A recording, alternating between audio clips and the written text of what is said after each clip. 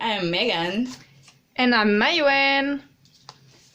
We are master students in agroscience at the University of Bordeaux. Today, we are going to tell you a story about the work of researchers on lignocellulosic biomass and how it can be used to produce bioenergy. Lignocellulose is composed of lignin, cellulose, and hemicellulose. The question is, how is this biomass converted into bioenergy? What are the limits of this process, and what are the expected outcomes? Bioenergy products are products made from energy stored in organic matter of plant origin. Here are the sugars. First of all, it is necessary to convert these complex sugar compounds into simple sugars. This is done in a bioreactor. For this, we use hydrolysis, able to break covalent bonds.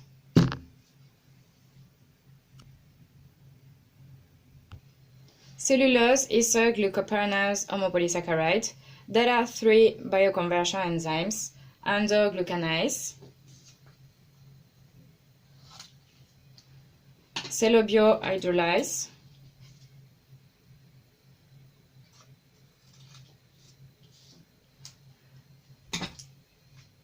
and glucosidase.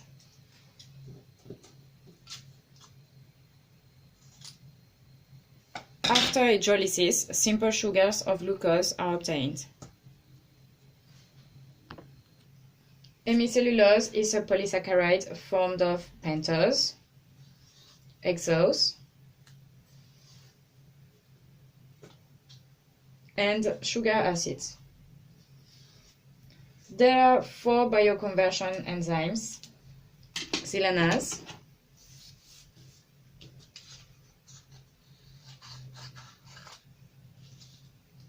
glucuronidase,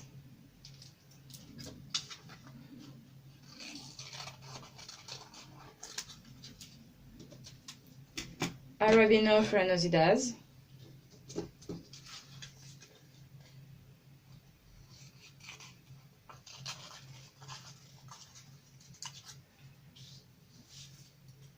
and xylosidase.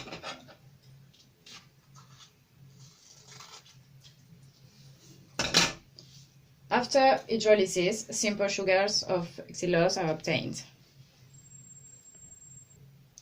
These enzymes can come from fungi and bacteria. However, no single species of this microorganism contain all these enzymes in sufficient quantities, which is a barrier to bioconversions. What's more, there is a recalcitrant of the wall, which is another limit in bioconversion. This is defined as a difficulty of enzymes to access parietal compounds due to its structure.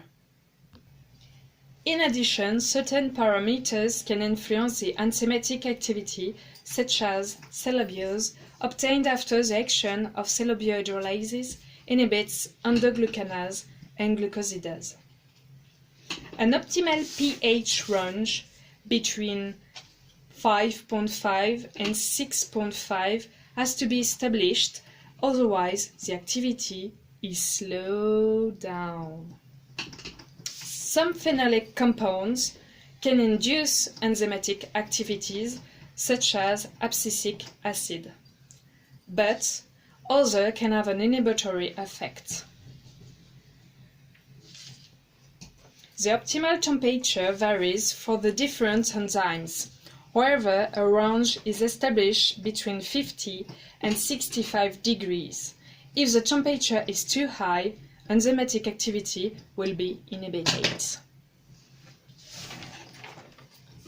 Cellulose production can be slowed down depending on the carbon source.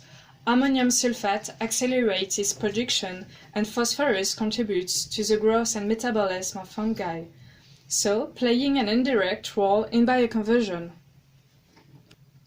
There are different methods to increase the production of enzymes, such as a scientific code Madmore has reported, co-culture increases hydrolytic activity compared to separate cultures. Mutagenesis to obtain hypercellulolytic variants such as the mutant NTG19 developed by QAD. And finally, the genetic manipulation to direct metabolic pathway according to the desired product. However, one cannot rely entirely on the use of these methods because they don't work in 100% of cases. In addition, the problem of cell abuse feedback on certain enzymes cannot be solved by such methods.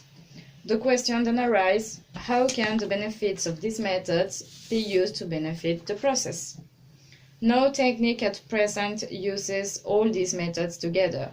So, it was clear to the researchers that it's imperative to find a method that brings these different approaches together in a single process. The researchers propose an integrated approach using a bioreactor to continuously remove cell abuse from the reaction mixture and treat it separately.